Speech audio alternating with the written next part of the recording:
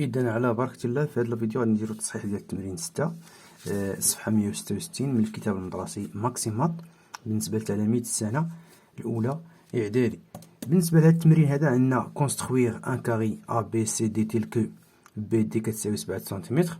دونك أرسم مربعا بحيث بي دي تساوي 7 سنتيمتر. دائما كيف كنقول خصنا نرسمو هو الأول واحد المربع، نرسمو هو الأول شكل تقريبي، نحط فيه التسمية ديالو. عندنا أ بي سي دي، هي أ بي سي دي.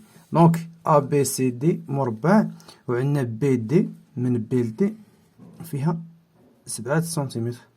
دونك ونستحضر القواعد ديال المربع. شنو هما القواعد ديال شنو اللي كنعرفو على المربع؟ دونك المربع كنعرفو عليه بلي أن الأقطار ديالو متقايسين وكذلك متعامدين. يعني هاد القطر اللي فيه 7 سنتيمتر حتى هاد الاخر غتكون فيه 7 سنتيمتر. دونك نجي للشكل ديالنا الحقيقي ونبدا نرسم بالقيم الحقيقيه.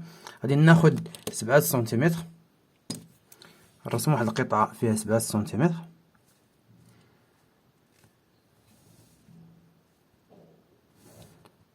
هاد القطعه هادي قلنا شنو سميتها بي دي. دونك بي دي قلنا عرفنا بلي ان الاقطار كيتعامدوا، يعني غادي نجي وكيتقاطعوا في المنتصف. غادي نجي للمنتصف، يا اما نعبر بالمسطره 3.5 اللي هي النص ديال 7، او لا نرسم الميدياتريس ديال هذه القطعه هذه.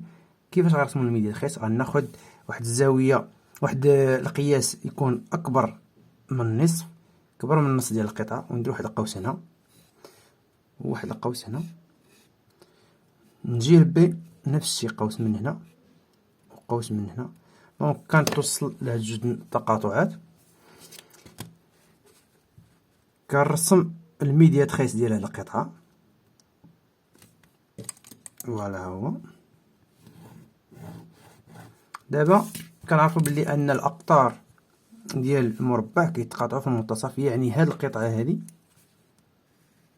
فيها 3.5 وهذه فيها 3.5 وهذه 3.5 وهذه 3.5، أي قد يعني من هنا لأ لبي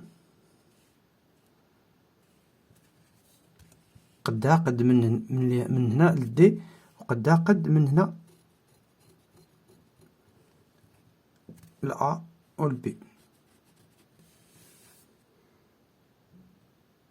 دونك هنايا كنتوصل لان هي النقطه ديالنا فين تقاطع عندنا هذا القوس مع هاد القطعه، ماشي هاد جوج الاقواس، غير هنا حاله خاصه تلاقاو لنا في نفس النقطه.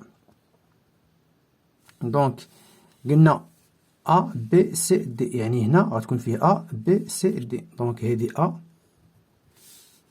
وهذه بي وهذه سي وهذه دي، ونكمل الشكل ديالنا.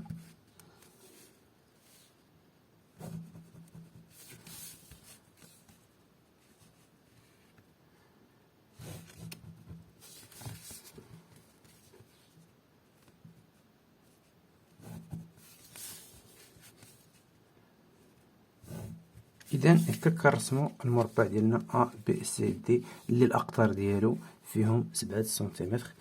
موعدنا في الفيديو المقبل مع التمرين 7 ان شاء الله.